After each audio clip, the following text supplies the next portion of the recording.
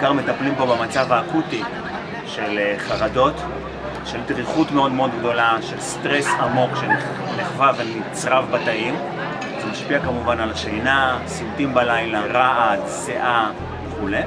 ויחד עם זה יש גם כמובן את המקום של האבל והיגון והאובדן הגדול, וההומאופתיה הוא כלי אדיר בנקודות האלה, ואנחנו ממש מצליחים מאוד לעזור. ואנחנו פה נמצאים כבר 2.5 שבועות, ובמקום הנוסף של הנובה אנחנו נמצאים בכוכב הים, וזה פשוט מדהים לראות את הכוח הזה, ואנחנו פה בשביל כל הזמן לעזור לחבר'ה האלה.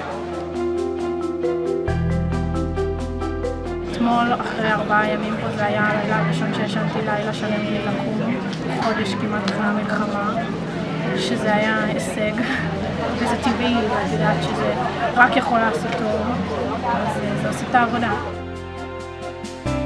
הקשיים שלי היו מאוד התמקדו בשינה שלי, בכאבים, בגוף, ואמרתי לה שממש כואב לי בית החזה, והיא נתנה לי תרופה. נתנה לי סוכריה קטנה, ומאז אני ישנה. אני נרדמת טוב, ואני ישנה חזק, וגם הכאב עבר. אני לא יודעת, זה פשוט קסם, זה קרה.